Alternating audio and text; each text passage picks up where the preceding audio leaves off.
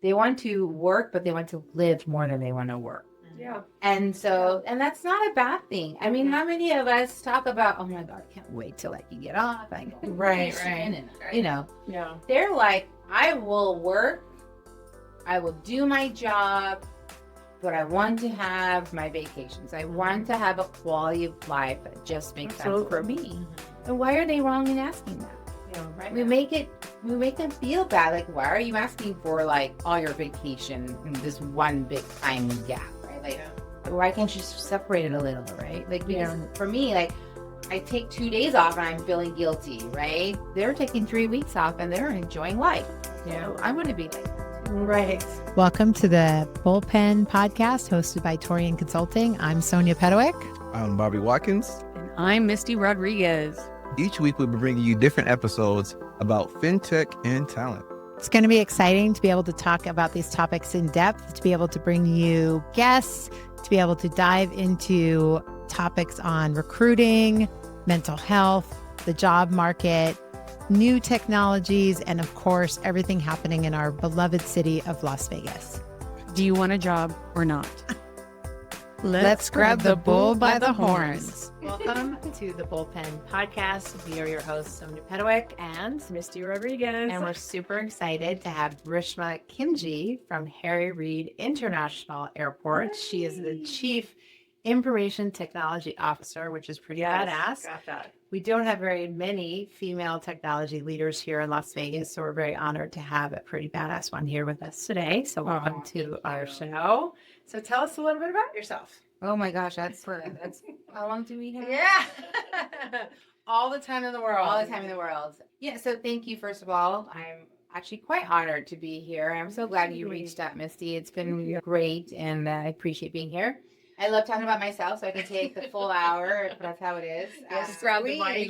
I'm badass. I'm fabulous. I am gorgeous. I am super smart. I've got the best hair. No, just kidding. All right. So, And yes, that's your hashtag. Yeah, right? yes. Awesome. No. So I am the CEDO at the airport, the first CEDO at the airport. Very honored to have that position. Yeah, the airport was looking at new ways to do work and to modernize, and having somebody to come in and really look at technology from the holistic perspective and start strategizing what modernization looks like is what they were looking for. And so got hired and I got brought in. So here I am. But other than that, I'm actually a talkative person, obviously, but I love meeting people. I love learning new things. I am a technologist at heart. Like, I want to know how things work and why they work in a certain way, and how can I break it, and how can I then use it to my advantage, right? Nice. And so leveraging things is a big deal to me. How do I leverage this to get that in terms of technology and all that stuff? But I think at the center and the core of who I am is I want to serve the people. I've been in public service, right, since 2008. And it's always been for how can I make the community better? How can I have them have more availability and accessibility to the services, especially those that don't have the advantages that many people do to like go into a county office to get services that they need, right? Mhm. These might be people who are locked in their homes, in their apartments, in their wherever they're staying, and don't have the capacity to get out there, or they don't have transportation that last mile to get to a building or office to like apply for services, get services, ask for help, right? Yeah. And so how do we do that? Technology has really been the equalizer, right? It's been that thing that's helped bring some equity and justice to people who just are not able to solicit the services any other way. So I love trying to find ways to bridge that technology and community aspect together. And so that at the core, that's really what I am. And before you came to the airport, you had a pretty cool job before that too. Yeah, I was the CIO for the San Francisco Police Department. I got to work with an amazing administration.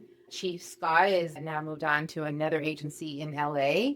And he really worked towards reframing what policing meant in the community aspect. A lot of it was through retraining and learning what your biases were and how do you combat those negative biases and how do you meet people in the middle, right?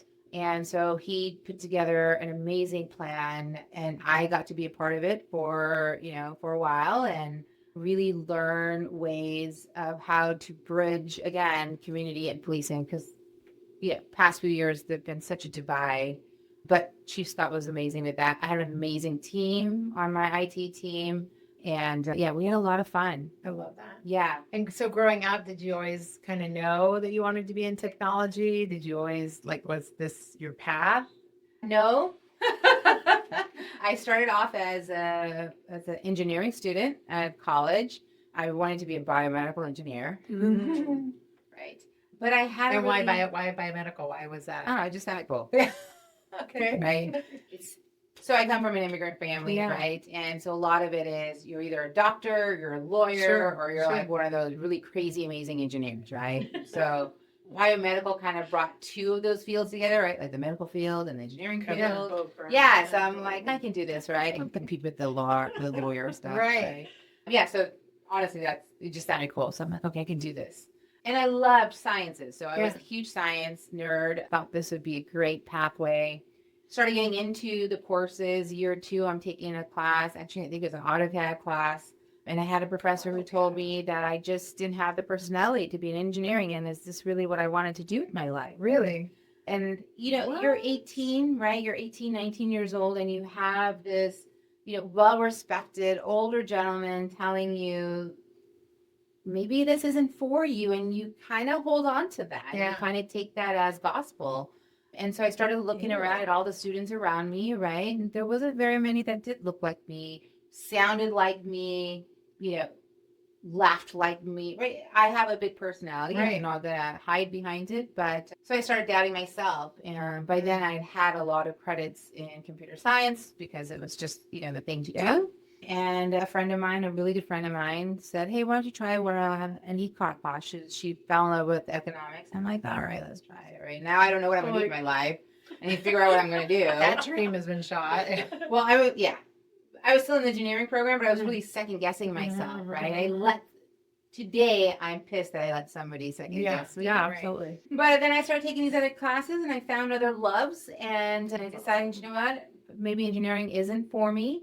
Graduated the dual degree in economics and computer science, and just fell in that path. And I had great friends who got me jobs. I moved to New York City, started working for IBM, right? And just kind of let my career go from there. I've always had an amazing angel who has kind of helped me go through the trajectories of life, and I will never take that for granted. That there's something in the universe that's kind of pushed me in the direction that I've gone into. But once I got into it, I noticed, well, great, there's not a lot of women here either. I had to learn how to be my self-advocate.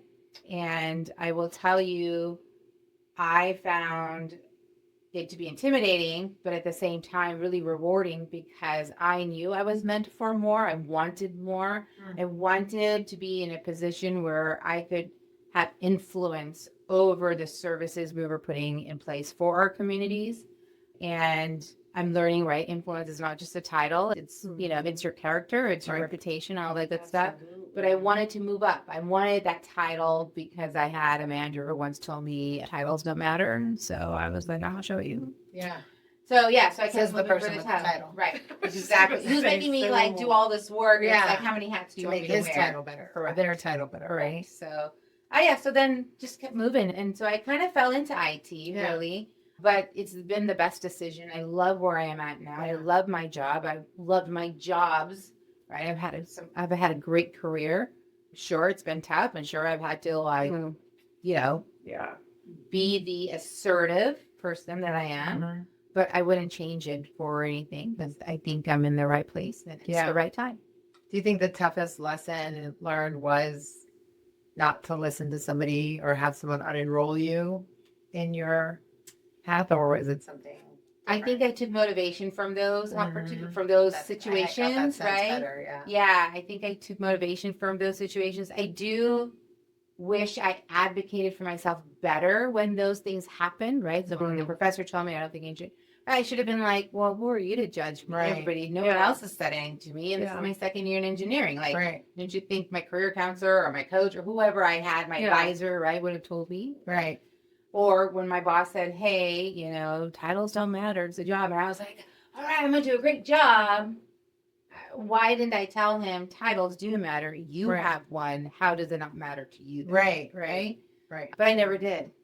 Yeah. Right. So what I've learned, I think the greatest lesson I learned is self-advocacy is so important. And I don't think we teach people that. We assume it's a skill set we should already have, that it should be innate to us. Right. And it's not. And it's something we have to teach people. And I mean, it happens to all of us, men, women. It happens to all of us.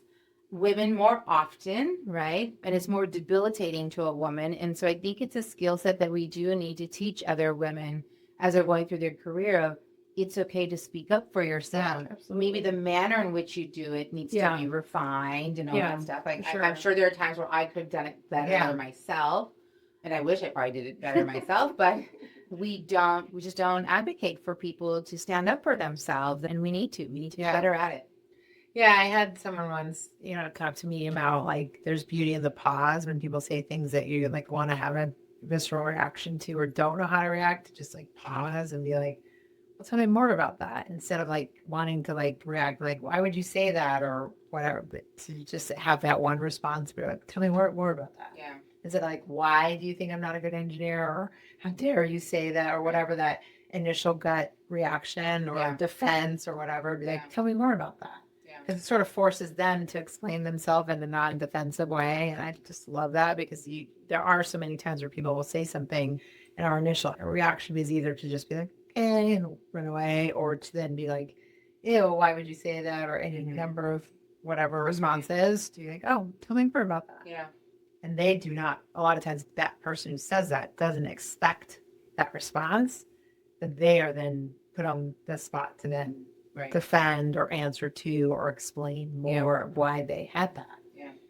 And I will tell you that more people will be your advocate and your ally if you give them the opportunity to be your advocate and ally. So when you're asking them, tell me more about that, tell me the reasoning, like really how to dig into what you're trying to say, most of the time it's going to come from a good place. Yeah. But their perspective is from a vision of you that maybe you don't have for yourself, right? Yeah. And it's coming from their life experience. It's not coming from yours. And so then it gives you the opportunity to say, well, great, I understand how you see that. Yeah. But do you also see that I can lead teams or that I am quite, dynamic when it comes to learning new technologies, right? Like you get the opportunity then to show a different side of yourself as well. So, or I didn't know you were looking for me to lead in this way. Correct. Thank you for making me aware of that. Yeah. Can I lead a project? Yeah. Can I take an opportunity? Correct. Like people don't communicate about that stuff. And, once in a while you will meet that one person who's never going to be an advocate or an ally. Right. And that's okay. Yeah. It's okay. So I guess that brings me around then to what you brought up about, do you think that, like the Gen Z thing, do you think that has something to do with generational kind of aspects? You know what I mean? Because I was just having a conversation with one of my colleagues. Yeah. We were talking about how, like she's millennial and she was like, well, I feel like sometimes, this or this. And I'm like, that, explaining that I understand it better. However, like we'll see it differently. Do you think, because there's four generations in the workforce now. There are. And it's a lot. I mean, the generations are taught by the generations previous to them, right? Yeah. So if we look at it from that perspective, right? So, Gen Z, Gen X. I think I'm a Gen X, right? That's a I'm good a one. blend. I'm like, what am I? Right. I'm younger in my head than I am in my body, right? Yeah. But that should count at some point. Yes. But if I look at the way my parents raised me, right? And then I look at the way I want to raise my children. And then I look at the way my children are raising their children. I don't have children, rather. I'm just children making stuff. But what I'm getting at is we teach based on deficiencies, right? So what did my parents not give to me, not do for me, they were doing the best that they can. We always have to give them that, right? They did the best that they can, given the circumstances of the lives we are living. But when my friends are raising their kids, it's always, I didn't get this as a child, so I'm going to give it to my kids. And so that philosophy gets handed down, right?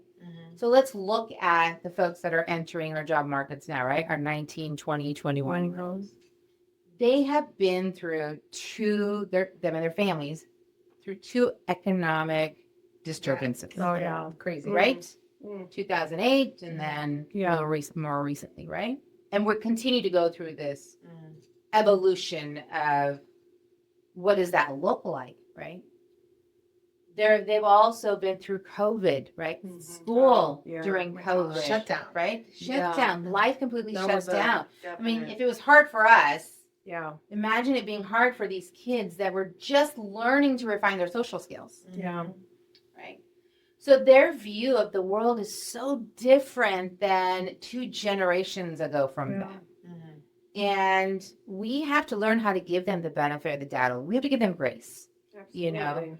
And I think it's from that they're teaching the generations upward from them of what that means, what work-life balance means. Because they really had to experience life very differently than we did as Absolutely. kids, right? I mean, I could drink from the hose, right? I Right. could be out without a helmet on my Street head, lights. on my Those street bike, lights. right? Yeah. The street, all that good stuff. I mean, I was a really young kid because I don't want to age myself too much, but the commercials of it's 10 p.m. Where are your kids, right? Right. That's my generation. We have Right. to remind the parents, like, do you know where your kids are, right? Right. Nowadays, we have technologies that, Track them will everywhere. track them everywhere. I don't need to ask that anymore, right? I know where they're at because I'm tracking them on their phone. I'm tracking Yeah. them on their watches, whatever it is, right? So the experience of life is just different. Yeah. The experience of life is just different. And so if we don't recognize that they have been through a whole bunch of shit, sorry, if I can say that. Yeah. But they've been through it in a way that we haven't been through it, then maybe they are going to have a different vision of what they want their life to look like. Sure. So why aren't we embracing that? And so that's kind of where I was getting at is, they want to work, but they want to live more than they want to work. Yeah. And so, and that's not a bad thing. I mean, how many of us talk about, oh my God, I can't wait till I can get off. I can go on Right, vacation," right. And, Yeah. they're like, I will work, I will do my job, but I want to have my vacations. I want to have a quality of life that just makes sense for me. And why are they wrong in asking that? Yeah. Right? We make them feel bad. Like, why are you asking for like all your vacation in this one big time gap? Right? Like, why can't you separate it a little? Right? Like, because for me, like, I take 2 days off and I'm feeling guilty. Right? They're taking 3 weeks off and they're enjoying life. Yeah. I want to be like that too. Right. No, it is interesting because it's funny. My kids often tease me because I'm very connected, right? Like I have a lot of contacts here and it's not lost on them that no matter where we go, sometimes we run into love. We have 10 years of business here. Yeah. Las Vegas is a very small town. Yes. And so my son is up at Utah in school, right? And so randomly a few months ago, there was an outdoor and this kid who's now 20 something had come back for a wedding, but he grew up next door.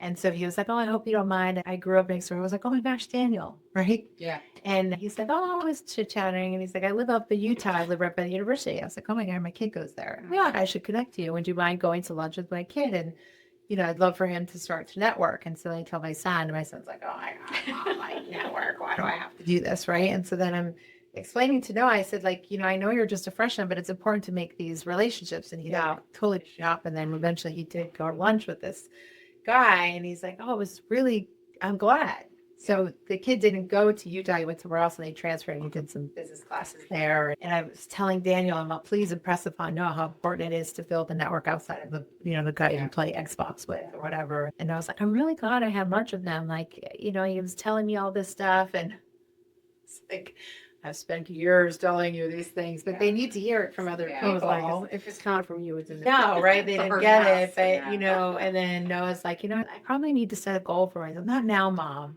Maybe like my sophomore, junior year, to maybe like once a quarter, like meet people outside my friend circle. Yeah. And I just think it doesn't they just don't see the importance of a business network yet. Maybe because he's young, but Yeah. I just think connecting that dots because he was a freshman in high school, COVID year. Yeah. And I do think that and I've talked to other moms whose kids were the same age, and a lot of them will tell me that they don't know how to interact face to face with other adults. And I'm just like, I just force my kids to like do that Yeah. stuff. I'm like, no, you're not going to text this person about a job or pick up the Oh, phone, no. go see someone. And, Yeah. and then I hear other moms be like, just text them, just text them. Just it's like you're saying, it's like just teaching them like communication is different, meeting them where they're at, and like showing them how different communication is. Relationships are so different, Right. but it's like watching it right in front of you be so different. Yeah. So different. The It's- world just changed. I mean, Yeah. totally skewed. It's so bizarre to me. Perception. But then them have anxiety about like, why isn't this person getting back to me? Why? And I'm like, Yes. Or because we're not sitting on that immediate, like social media, right? It's Yeah. immediate. You get a response to something you posted, or it's an immediate constant. Right. Yeah. Build in the business world. We're slower. Yeah. I'll Yeah. look at that. Or And the government world, it's right. I wasn't gonna say that. But Well, so transferring that to like the job market, like, are you seeing that even just like in like, are you guys are in office or are you hybrid? yeah, no, we work from work, so we're Right. an in-office organization. Yeah, because we're seeing that like the Oh, yeah. difference in like we're We're still a little working. bit hybrid and remote, but a lot of it's going back in office, and there's Yeah. a big push Yeah, in non-government. The workforce still is fighting it a ton. Yeah. we want to go back. We don't. Yeah. We're like, okay, but you've been out of work already now 6 months. Oh, wait. But the workforce is that the companies are really wanting back in office. Yeah, and back in office. And you know, one of the things that we talk a lot about, or that I talk a lot about, is one, you've got to build a community, Yeah. right? And it can be your community is not just your family and friends. It's family and friends are the closest, and then you have to branch out from there. You need acquaintances, you need a network, you Right. need people who know people, right? And I have seen firsthand how community is just when you have the right community around you, you are really able to develop and progress and make such a mark on the world. And I mean, if it wasn't for you, Misty, like I wouldn't be here today, right? You're part of my community, right? We're able to reach out to each other and have this conversation. I've had other people in my network who have mentioned my name in rooms that I'm not sitting in, and I've gotten opportunities from that, right? And so when I do talk to the younger kids who are, in 19, 20 years old, and they're really looking at what is my life and career going to look like, I tell them, you've got to build a community. Yeah. Absolutely. And I know for some of us it's hard because we're very introverted, especially in IT and technology, right? Very introverted skill sets or people, right? It's like siloed environments, Yeah, right? yeah. Just naturally IT, like you're in network, you're in this network room, you're in development teams. Yeah. It's very, just the nature of that workforce is Mhm. very siloed. Yeah. Yeah.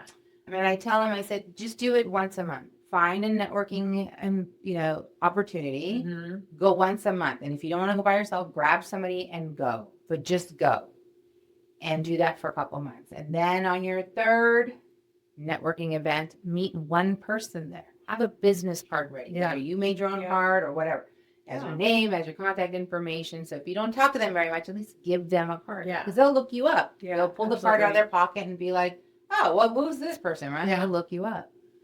But try and meet at least one person at every event. Yeah. Introduce yourself. And then it just becomes easier and easier because it is a skill set that you can develop, right? Being a person, a people person, is not something that's always innate to everybody. No. And it is a skill that you can learn. And so I try and reinforce that idea. And I'm like, you guys are all a part of my community now. Right. So let's be a part of my community. I want to see you on LinkedIn. I want to see you bragging about your accomplishments, because if self-branding is also really important, right? Yeah. And that is something that they need to learn early on as well. I don't want you just to brag about your fashion sense and, like a lot of TikTok is about those kinds of things. I need you to use LinkedIn for the professional environment that it is. And so brag about your certifications, brag about the courses you're taking, brag about the job that you got, right? The conversation you have. Yeah, I mean, absolutely. Like, bring it up. Yep. Because I totally agree with you so much what you're saying, because I feel like people don't realize how much mental health was like impacted by the siloing or the sheltering of self, right? And I just love what you're saying, because I don't think people understand like how much that connection, and it could just be for yourself that you don't know how much that is for maybe somebody else that's out there that is also feeling that anxiety, that is also like, God, someone please say hello to me. I don't know what you mean. Yeah. Someone please hang out with me. And I've seen two sides to this, right? We have the introverts who are Yes. like, okay, how do I do this? Yes. And then you see the hustlers out Yeah. there going Right. for it, doing the things, right? Yes. And trying to equalize the two, it's by saying, look, you might make a connection Yeah. that is going to get you to that right opportunity Yeah. that you think you're waiting for. Yeah. Right? You want a job where it's still remote and it's still this, unlimited PTO, all that stuff, right? Well, you're not going to get that just by sitting there and waiting for it to drop in your lap. Sorry. When the universe starts giving out lottery tickets like that, let me know. I will. Yeah. I know, it's right? like, a person like, yeah. Right. But we have to work for work. We have to work Yeah. to get the work that we Sure. need. And it's going to be through that network and that community that you're building. So if we can find ways to equalize that hustle culture and that I am an introvert, this is not comfortable for me, but I'm willing to learn, then I think we can get that generation to kind of see that community is very important. And it's not just the people that you know on the internet, and it's not just people that you know, on your games. It's people that you have met face to face. Yeah. Right. Yeah. And so it's trying to find that balance. It's trying to re-educate that, right? And it's a very much older workforce ethic, right? To meet people, go to events, do things, hand out the business cards, right? Shake hands, right? Yeah. And I mean, we even stopped shaking hands during COVID, right? Yeah. That's true. We did. Right? Yeah. It was like, I think The a fist bump or the yeah. elbow like, bump yeah, or something, yeah, right? yeah, We yeah. even I didn't even know what to stopped do. I shaking was like, hands. Yeah. So what are we doing with those 21 and 22-year-olds that were just getting into a professional setting, graduating college, coming into a professional setting, not even going to an office, working from home, yeah. pajamas at the bottom, right? Yes. Party on the Fix top, your hair. whatever Fix your it hair. is. Say. This is on top, party on the bottom.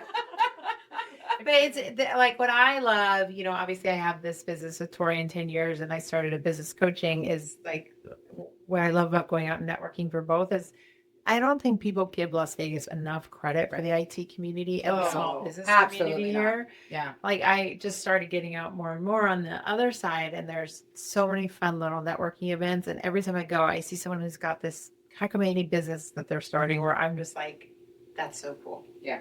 Like, I don't know where you thought of that idea. Yeah. Like you're doing what with animals who are doing what and like, or you created this. I met this guy at this Nevada Entrepreneurs Happy Hour with John, who's our MSP guy, and this guy's just creating board games for Spanish-speaking people. He's like, oh, there's all sorts of like, Cards Against Humanity, this and that, or Exploding Cats. And he's like, I don't really see any card games out there that are made in Spanish languages. And he's like, I thought I play card games. Yeah. I speak Spanish as my native language. And so he developed a card game in Spanish. And he's like, How amazing is do you speak Spanish? I'm all, no, but I have a ton of friends who do. Yeah. So I bought a couple of his games for friends of mine who that's their native language. And he's like, why, thank you for doing that. And I was like, oh, cool. Yeah. Like, it's so, and everyone else knew what the game was and they were all talking about it. I had no idea what the hell he was talking about, but I didn't care. Yeah. $20 to buy his game. I was like, I'll Like, just I don't support you.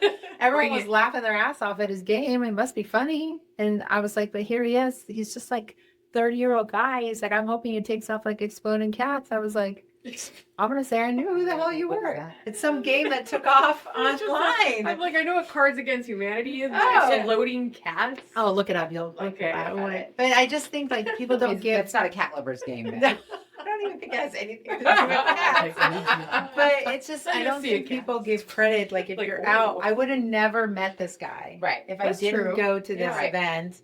If John didn't invite me to be like, hey, will you be my wingwoman to go to this networking event? And I was like, what the hell? Like, I'll go. And then, they invited me to come back for the next time. And I'm like, what am I doing on a Wednesday night for a couple hours? Yeah. Go support this guy, meet these other people, Yeah. scope out a venue for AITV. Like, I was just going to say, Yeah, AITV, that- we see yeah. all kinds of people, Yeah. especially, tech, that some will be in the corner over here, and they'll converse with the people they know, right? Right. They'll come over and say hi to Yeah. you. Yeah. But then the ones that are kind of new there, they're just, Yeah. hi, people be here. And People they'll- over. I'm Yeah. like, hi, Yeah. come on over. Right. You know what I mean? Like, no, don't, But that's the thing. We need that person Yeah. to be able to go to them, right? And introduce Like, themselves yeah. and kind of pull them over to another group, right? Yeah. Well, we do have a fabulous, There's so many things fabulous going on that you network just don't even community. know about. Yeah. Oh, yeah. Vegas has a lot going So for much it, right? We're underestimated. We are. I For think sure. people just see us as the party town and the convention town, right? And it's No. kind of like we're not a town, we're a city. Yeah. Get it together. Let's get it together.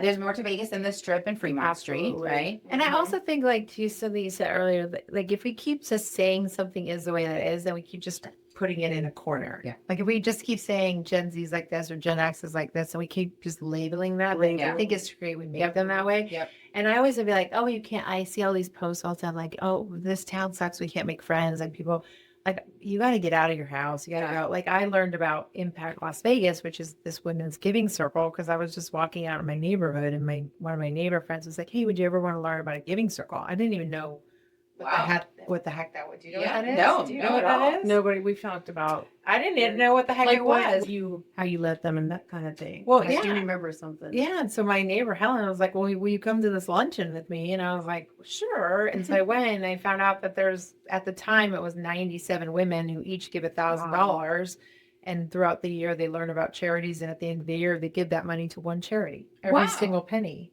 And I was like, and it was an opportunity to learn about it, and then I didn't have to sign up, but in the course of the next 60 days they would have asked me, and I just wrote my check that day. I was like, I can give to one charity $1,000.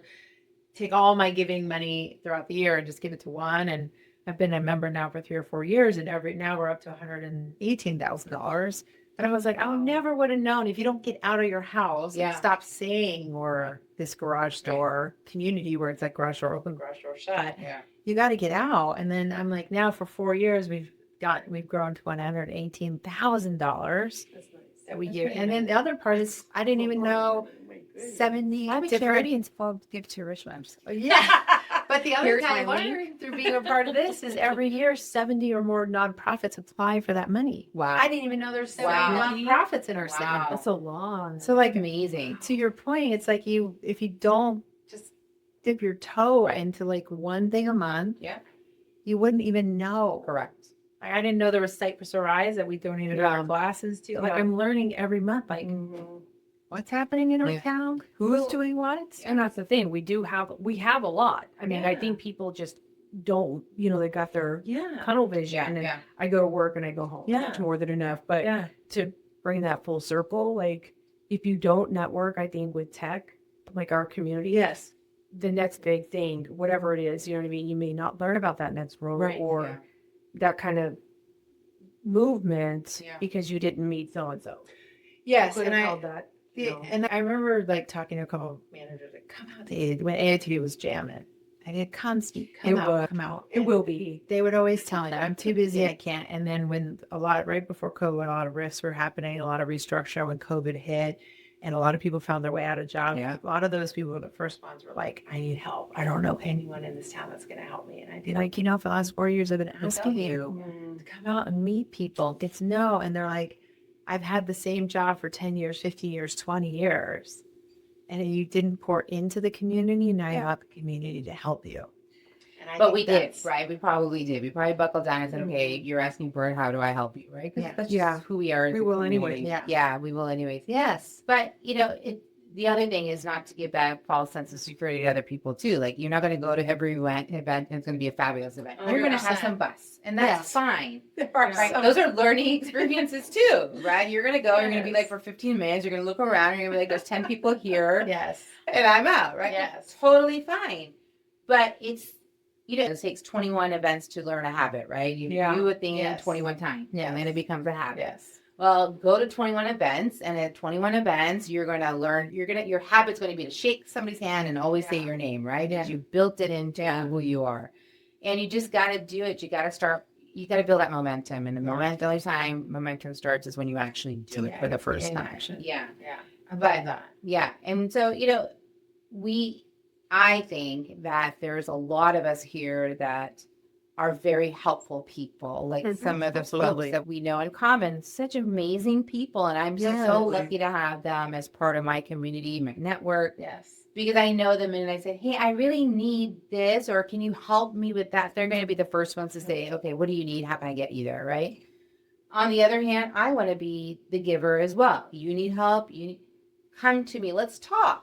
But it has to start off with the conversation. I have to know what you're looking for. What are your goals? What is your mission? Yeah. How do you want to get there? Yeah. What is your skill set? What can we do to highlight you, to brag about you, and get you to those places and those things you want to get to? And so I think it's important that if you have a community, you're the giver and you're the taker. And that is just, it's important to understand when you can give and when you need to take, right? And I hope the people that, came to you after COVID and lost their jobs and are like, now I need help and I don't know anyone. I hope now they realize how important that is, that they are now the givers as well. I think there's lessons in every journey, right? Yeah. People hope they learn I'm a big proponent of personal responsibility. Yeah. What's my role in it? Yeah. There's always a lesson in everything. There is. Right? And I also think everything happens for a reason, Yes. right? Whatever that reason, whether it's to your benefit or to somebody else's benefit, Yeah. there's always a reason for that bad activity. That's something to happen. And Yeah. if you get to make someone else's life better by one word, one action, why wouldn't you? Yeah. Yeah, you just never know. Yeah. Never know. I just think the city is like so interesting, and a lot of really cool stuff. Crazy shit happened on the strip, but there's a lot of stuff that happens off the strip that Yeah. is super exciting. Absolutely. Super fun. And Yeah. I've met some amazing people and hear great stories. And I think people are doing innovative, cool things that you're like casinos are doing great things and amazing, but so much is happening outside. Yeah. All of that. So much industry is moving to Vegas. Yeah, I was gonna say, right? To be fair, we get Black Cat and DEF CON every year, so I mean, Yeah. It's happening. Yeah. Is Right it now. Black Right, Hat. Black Hat I is was on like, is it now. starting? Mhm. Yeah. So, I mean, and we get some pretty cool speakers. And Yeah. I think that's the other thing is people don't know that we have some pretty cool, like, people here that stay under the radar, phobias and right, of course, but they're here. You can learn from that too. And I mean, we've got everything. Yeah. Every time I get on the phone with somebody, I'm like, let me tell you about Vegas Yeah. and this wonderful community that you're not going to knock. Yeah. Yeah. We moved here and the plan was like, come here. My husband's going to open a business and we were going to just ping pong across the West to open a bunch of divisions of his business. And my husband's like, well, let's just stay here. Yeah. And here we are, 20, however many years, almost 25 years later. He loves it here. I've been here 3 years and I'm like, I'm done. This is my 9th city. So it's not like I'm not accustomed to just picking up and moving. Right. But I think 9 is my final number. I'm good. In fact, my husband even asked me the other day, he was like, do you think we're going to move again? I'm like, no. And he doesn't want to either because we have family here, right? Yeah. So we're comfortable here. We're safe here. We're happy here. There's so much momentum and growth here. So why wouldn't we make this home base? Awesome. We have a great community here and it's been fun. Yeah. The events, I will tell you, I have every time I get an invite, we want you to come to this conference. Where's the conference? Vegas. I'll be there. You are, yes. Yeah. I see all your, and I'm like, oh my gosh, she's out and about again. Yeah. She's doing her I'm thing. like, I good. love You're it. coming to Vegas? I'll be there. Yes. That's very cool. So what's up for you this year? For you, for the airport? The airport. Oh my gosh. So a lot, I will say. The airport's going through this amazing modernization effort, right? So if you come in, you'll see a lot of construction happening, a lot of, don't come here, it's closed areas, right? But it's for that future growth, right? It's so that we can really handle the capacity of our travelers and give our guests a much better and seamless travel experience, right? Travel, airport travel, airline travel, it's so stressful, right? Like, I mean, just think about yourself. You're like, oh my God, my flight leaves in 4 hours. Is that enough time to get to the airport, get through security, find a cup of coffee, and get to my plane, right?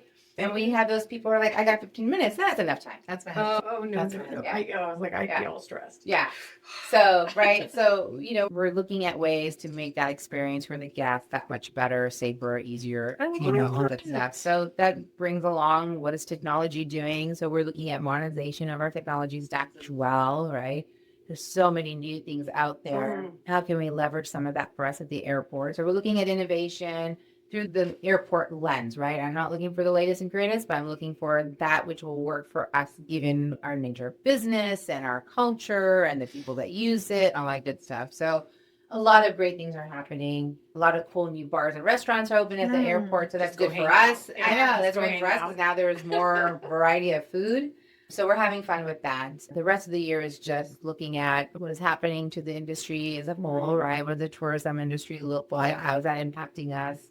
I will tell you that we have an amazing director at the airport, Rosemary Vasiliades. She's retiring in September, but one of my greatest lessons that I got from her is that we are all ambassadors of the airport. Yeah. We're the first and last look of the airport. And so it is up to us at the airport to ensure every guest has a fabulous experience. And I've taken that to the next level is I'm also an ambassador of the city, right? So when we go to the Absolutely. conferences, how do we show and present Las Vegas to be a cool, innovative, technically savvy city? And then on a personal level, right? How do I advocate for those in my community and in my circle, right? How do I get to be an ambassador for them? So some of the things that we're just going to do for the rest of the year is just how do we embrace the community and do those things? So That's awesome. I'm very excited about those things. But yeah, I mean, come to the airport, take a flight, come back, and you will see a new change at the airport. You know, Couple weeks. yeah. I like our airport. I've I always love it. like, yeah. It's come a long way. It Oh my has. gosh.